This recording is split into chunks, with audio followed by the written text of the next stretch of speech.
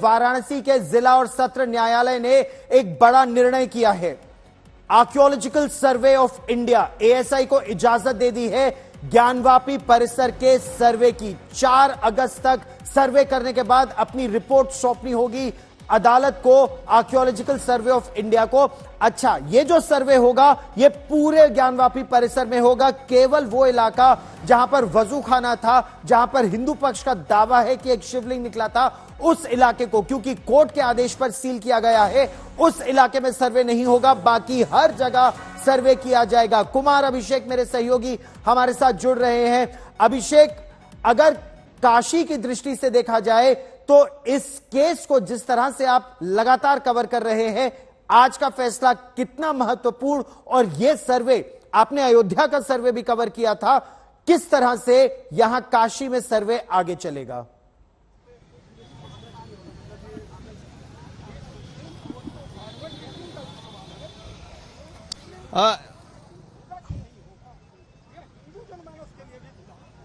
अभिषेक, आप मुझे सुन पा रहे हैं? बिल्कुल, अभी सुन पा रहा हूं। एक बार जरा सवाल दोहरा दें। जी, किस तरह से इस सर्वे को आगे बढ़ाया जाएगा, क्या प्रक्रिया होगी? देखिए, बाकायदा जो जज हैं एके विश्वेश, इन्होंने अपनी एक डिटेल जो उन्होंने ऑपरेटिव पार्ट पढ़ा है उसमें उन्होंने साफ साफ एएसआई को इंस्ट्रक्ट कर दिया है कि एएसआई की टीम बाकायदा इस परिसर का पूरा सर्वे करेगी। एक एक चीज उसे देखना होगा, और खास करके जो उनका जोर है वो पश्चिमी जो दीवार है जिस पर ये पूरा गुंबद खड़ा है, तीनों गुंबद उसी पश्चिमी दीवार पर मौजूद हैं, और साथ साथ उस गुंबद के नीचे आखिर क्या है। क्योंकि अगर हम देखें तो गौरव, बाकी तमाम सर्वे निकल करके सामने आए, ये पीछे का पीछे की जो वॉल है वो भी सबों ने देखा है। सबका मानना यह है कि जब तक एएसआई सर्वे पूरी तरीके से इस पर मुहर नहीं लगा देता कि क्या ये मंदिर रहा है, इसका वक्त कब का है, क्या ये महज 300 साल पुराना है, या फिर इसका जो वक्त है वो काफी पुराना है। तो कुल मिलाकर के एएसआई को जो इंस्ट्रक्ट किया गया है कि आप इसका वक्त बताएंगे, आप समय सीमा बताएंगे, और साथ साथ एएसआई को जो वक्त दिया गया है वो 4 अगस्त तक का दिया गया है। यानी अगले 10 दिन के भीतर archaeological survey of India her scientific पद्धति का इस्तेमाल करके ये रिपोर्ट अदालत को सौंपेगी। ये निश्चित तौर पर जो मुस्लिम पक्ष है वो हाईकोर्ट का दरवाजा खटखटाएगा, लेकिन हम लोगों ने देखा है कि वाराणसी में अभी तक जितने फैसले आए हैं उस फैसले के बाद इस तरह के सर्वे हो चुके कई हुए हैं। मतलब अगर हम पिछली बार के सर्वे की बात करें जी, जो एडवोकेट्स कमीशन था अभिषेक, एडवोकेट्स कमीशन ने अपना काम करना शुरू किया था, लेकिन वो अपना काम पूरा नहीं कर पाए थे। ये जो ज्ञानवापी मस्जिद का जो परिसर है, इसके नीचे शायद 5 या 6 तहखाने हैं।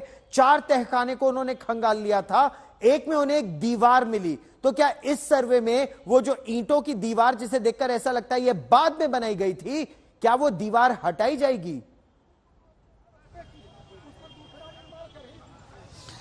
देखिए, एएसआई को अब पूरा अधिकार दिया गया है कि वो पूरे परिसर का सर्वे करे, सिवाय उस वजू खाने को छोड़ करके जो फिलहाल सील है।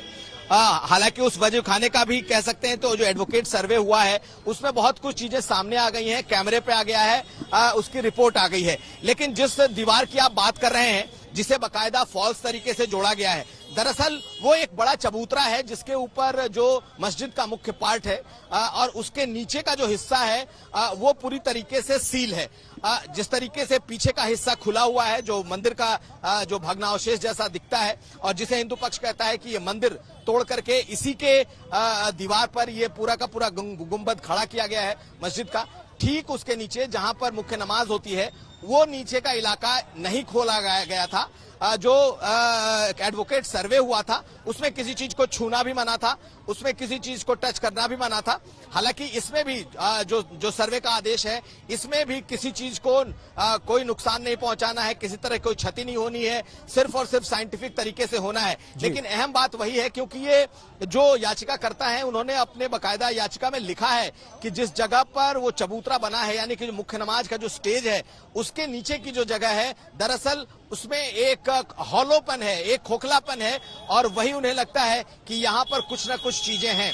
ऐसी स्थिति में जो तीनों गुंबद है उसके नीचे एएसआई सर्वे करेगी, और साथ साथ पीछे की जो दीवार जो नंगी आंखों से दिखता है कि वो कहीं ना कहीं उसका जो भग्नावशेष वो मंदिर का हो सकता है, उसको लेकर के ये सर्वे होगा। और बेहद अहम फैसला है, क्योंकि मुझे लगता है कि इसके बाद ये तय हो जाएगा कि क्या ये मंदिर था या फिर ये मस्जिद खुली जमीन पर बनाई गई थी। क्योंकि अब ये जो सर्वे होगा ये तय कर देगा, एएसआई का सर्वे तय कर देगा कि ये जो स्ट्रक्चर है ये कितना पुराना है। अच्छा, जो वकील आपके साथ है, आप लगातार वकीलों से बात भी कर रहे हैं, क्या जो वकील आपके पीछे हैं और जिनसे आप लगातार बात भी कर रहे हैं, वो क्या उनको लगता है कि ये बिल्कुल समाप्त हो जाएगा अगले 10 दिन में? क्योंकि अयोध्या में भी काफी समय लगा था सर्वे में, और एडवोकेट विष्णु जैन का तो कहना था कि इसमें 3 से 4 महीने लग सकते हैं इस पूरी प्रक्रिया में। पूछता हूं मैं उनसे सीधा पूछता हूं, सर क्या शुभ नाम? मेरा नाम मदन मोहन यादव है। मदन मोहन जी, आप तो ठीक सामने मौजूद थे जज साहब के, तो ये सामने रहा हूँ, सामने थे इस पूरे मामले में। जो आपने सुना दरअसल वो क्या था? क्या वो उस जगह का सर्वे होगा जो मस्जिद का चबूतरा है, जिसके नीचे कहा जा रहा है कि कुछ हॉलोपन है, कुछ खालीपन है, और जो ठीक उससे लगती हुई दीवार है वो? मुख्यतः जो फोकस्ड है माननीय न्यायाधीश महोदय का निर्णय, वो तीनों गुंबद का, उस दोनों गुंबद का जो नीचे से दिखता है, हम लोग एडवोकेट कमीशन की कार्रवाई के दौरान रहे, और जो ऊपर बना हुआ है गोला सा, उसके बीच में गैप है, और ये मंदिर का भग्नावशेष है तीनों। और पार्श्व भाग में 12वीं शताब्दी के जो स्टाइल रही है मंदिरों की, वो नागर शैली के मंदिर का भग्नावशेष है। तो इन दो विषयों पर फोकस्ड किया गया। और जो सेंट्रल डोम है, मध्य के गुंबद के ठीक नीचे भद्द भद्द की आवाज आती है, यानी उसमें लगता है कोई पोलापन है, तो वहां पे कोई न कोई विशेष चीज छुपाई गई है, वो सामने आ जाएगी। तो क्या वो खोला जाएगा नीचे का जो पार्ट है जहां हॉलोपन दिखता है, जहां आवाज जैसी आती है? इस विषय पर आज आर्कियोलॉजी बहुत एडवांस हो गया है। अभी हम लोगों को जान के आश्चर्य होगा कि माननीय प्रधानमंत्री जी फ्रांस गए थे, और पूरी दुनिया में फ्रांस आर्कियोलॉजी के मामले में सबसे एडवांस टेक्नोलॉजी का इस्तेमाल करता, तो उस विषय पर भी भारत का एक अनुबंध हुआ। एक और आपने अभी बात कही, वो थी कि जो तीनों गुंबद हैं, गुंबद के ऊपर कोई गुंबद बनाया गया है, क्या वो हॉलो है, क्या वो लगता है कि ऊपर अलग से बनाया गया है? इसकी भी जांच होगी। एक कृत्रिम संरचना ऊपर से है, और नीचे उसके बीच में गैप है, और जो सेंट्रल डोम है जहाँ पे फर्श है, उस फर्श पे भूतल पे भी ढप ढप की आवाज आती है। तो इस तरह शक पैदा होता है कि नीचे कुछ है। ये चीजें आप लोगों ने क्या एडवोकेट कमीशन की जांच में नहीं देखी? नहीं, उस समय देखा गया था, लेकिन वह मेथड जो होता है एडवोकेट कमीशन का, वो सामने सामने देखने का, केवल जो विजुअल देखा उसी को बता सकते हैं, लेकिन उसका साइंटिफिक कोई विश्लेषण कर सकता है तो वो आर्कियोलॉजी सर्वे कर सकता है। तो ये आपको लगता है कि इस बार जो सर्वे हो रहा है, ये सर्वे अपने आप में बड़ा सर्वे होगा, साइंटिफिक होगा, और सब चीजें सामने आ जाएंगी? जी, ये ऐतिहासिक क्षण है, क्योंकि भारत का जो आर्कियोलॉजी है वो बड़ा एडवांस हो चुका है। तो ये राम जन्मभूमि के जजमेंट को भी हम लोगों ने दृष्टिगत रखते हुए देखा है कि उसका जजमेंट का जो बेस बना है वो आर्कियोलॉजी सर्वे बना है, तो यहाँ पे भी हम वैसी ही आशा करते हैं। बहुत शुक्रिया आपका मनमोहन जी। हमारे साथ सुभाष जी भी मौजूद हैं। सुभाष जी, गौरव, जो वकील हैं इस मामले से जुड़े हुए, उनकी वो अगर किसी बात पर खुश हैं हिंदू पक्ष के, तो उन्हें लगता है कि बहुत ही साइंटिफिक तरीके से होगा, और निश्चित तौर पर जो चीजें अभी तक छुपी हुई हैं, दबी हुई हैं, वो सामने पूरी तरीके से आ जाएंगी। एक सवाल मैं आपसे ले लेता हूँ। ये बताइए कि ये जो आज का जो फैसला आया है, इसमें साइंटिफिक तरीके से तो बात की गई है, लेकिन जो डोम है, कहा जा रहा है डोम के भीतर भी कोई आवाज आती है, या फिर डोम के ऊपर डोम बनाया गया है, या ये सारी चीजें, जैसे जो गुम्बज है, गुम्बज के ऊपर भी एक गुम्बज बना के मस्जिद का स्वरूप दिया गया है, उस स्वरूप की भी जांच होगी। मस्जिद जो चबूतरा जिसपे जो है गुम्बज के नीचे का स्थान है, उसके नीचे तहखाना है, उसकी भी जांच होगी। कहने का मतलब सारे दीवार, सारे जो है गुम्बज, सारा परिसर, सारे तहखाने, सबकी जो है जीपीआर या अन्य टेक्नोलॉजी से एएसआई जांच होगी। ये माननीय न्यायालय ने आदेशित कर दिया है। अब कैसे जांच करेंगे एएसआई टीम, वो बताएगी। लेकिन आप लोगों ने क्या जब एडवोकेट सर्वे किया था तब ये नहीं देखा था? हम लोग तहखाने के अंदर नहीं गए थे, हम लोग केवल वो साधारण तहखाना कौन सा है? तहखाने में तो लोग गए।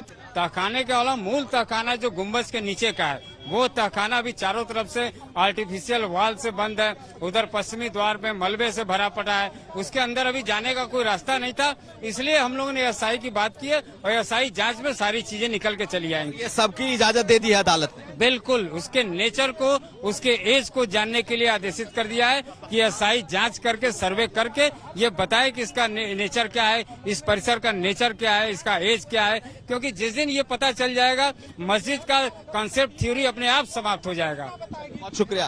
तो गौरव, आपने सुना जो वकील हैं, जो हिंदू पक्ष के वकील हैं, वो खुश तो बेहद खुश हैं, क्योंकि उन्हें लगता है कि इस बार जो सर्वे होगा ये साइंटिफिक तरीके से हो जाएगा और जो जो चीजें, तमाम चीजें उसके भीतर हैं वो सब निकल करके सामने आ जाएंगी। हमारे लाल सोहन लाल आर्या जी, एक सेकंड आ जाइए, एक मिनट हमारे सवालों का कुछ जवाब दे दीजिए। चलिए, वो इस वक्त बात कर रहे हैं। आप अभी कुछ देर पहले बात कर रहे थे, आप हिंदू पक्ष से हैं कि मुस्लिम पक्ष से? नहीं, मैं तो हूँ जो पूज्यपाद जगत गुरु शंकराचार्य स्वामी श्री मुक्तेश्वर। अच्छा, मुक्त। तो आप लोग इसके विरोध में हैं कि? विरोध में क्यों रहेंगे, हम हिंदू पक्ष के हैं। हिंदू पक्ष हमारा भी फाइल इसमें आया है और हम इसमें साथ में हैं हिंदुओं के, हम क्यों विरोध में रहेंगे। चलिए, बहुत शुक्रिया।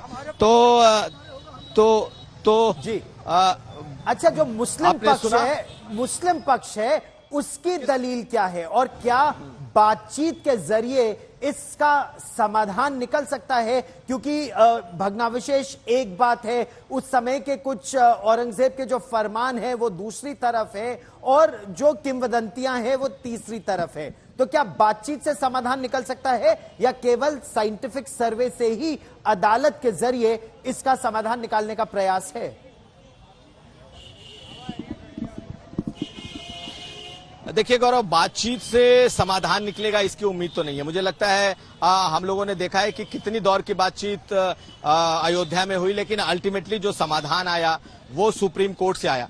ये मामला भी कोई नीचे की अदालत से तय नहीं होगा, ये मामला भी आखिरकार सर्वोच्च न्यायालय तक जा सकता है, ऐसा जाएगा, इसकी पूरी उम्मीद है। लेकिन ये जो सर्वे है ये बेहद अहम हो जाएगा, माइलस्टोन होगा, मील का पत्थर साबित होगा, क्योंकि यही वो तय करेगा कि आखिर इसके ऊपर, इसके आगे अब किस तरीके से बात बढ़े।